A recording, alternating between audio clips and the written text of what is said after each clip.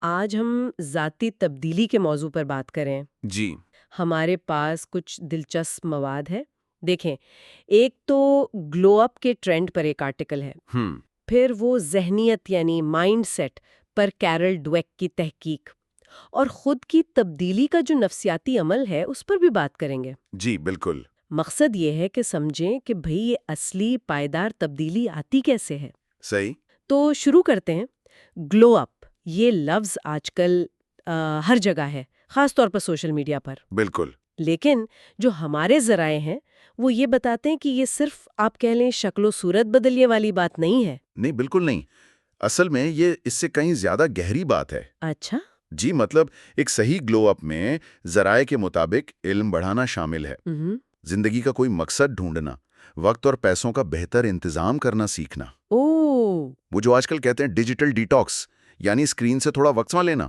ہاں وہ بھی۔ نیند بہتر کرنا، اپنے رہنے کی جگہ کو تھوڑا منظم کرنا، نئے مشاغل اپنانا، یہ سب کچھ اس میں شامل ہے۔ یعنی یہ ایک مکمل پیکیج ہے اپنی دیکھ بھال کا۔ بالکل، ایک جامع طریقہ ہے یہ۔ اور اس کے ظاہر ہے صرف بیرونی اثرات نہیں ہوں گے، مضمون کہتا ہے کہ نفسیاتی فائدے بھی ہیں۔ یقیناً، خود اعتمادی بڑھتی ہے، اپنے بارے میں ایک مثبت سوچ پیدا ہوتی ہے، اور وہ جو صلاحیت ہوتی ہے نا مشکلات سے نمٹنے کی، ریزیلینس جسے کہتے ہیں۔ جی ریزیلینس، یعنی گر کر سنبھلنے کی ہمت، وہ بہتر ہوتی ہے۔ لیکن ایک انتباہ بھی تھا مضمون میں کہ یہ تبدیلی کسی غلط مقصد کے لیے نہ ہو۔ ہاں، یہ اہم نکتہ ہے۔ مطلب دوسروں کی منظوری کے لیے یا کسی سے بدلہ لینے کے لیے ایسے زہریلے مقاصد سے بچنا چاہیے۔ صحیح۔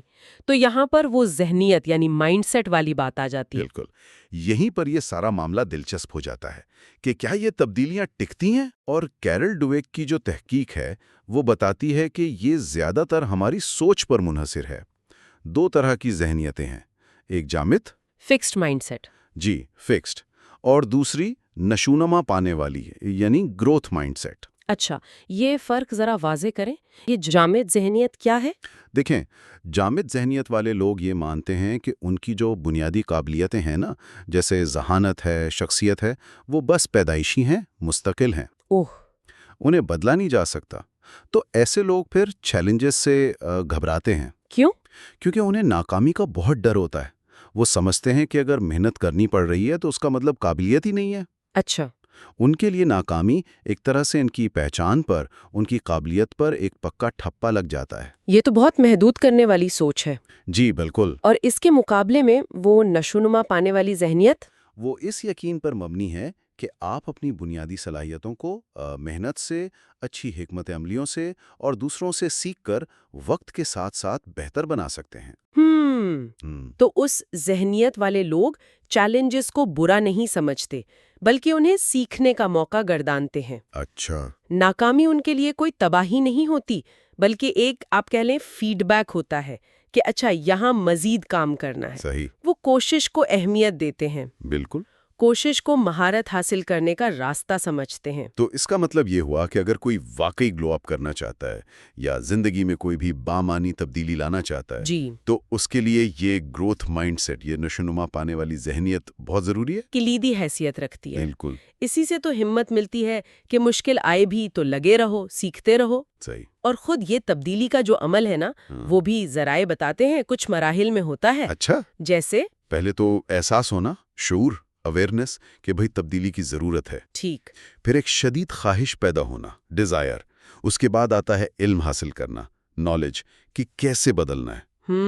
پھر اس علم کو عمل میں لانا، ابیلٹی، اور آخر میں سب سے اہم، اس تبدیلی کو پکا کرنا، ری انفورسمنٹ۔ اور ہر قدم پر ذہنیت کا کردار ہوگا؟ بالکل۔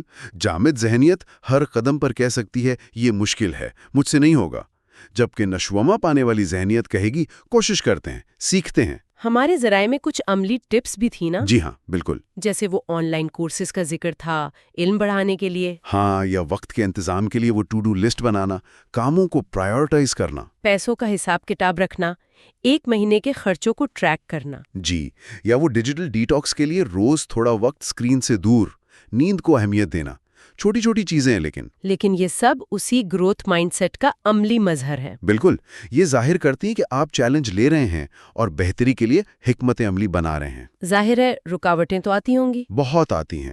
پرانی عادتیں چھوڑنا آسان نہیں ہوتا، ناکامی کا خوف ہوتا ہے، کبھی کبھی ہم غیر حقیقی امیدیں لگا لیتے ہیں۔ تو ان سے کیسے نمٹا جائے؟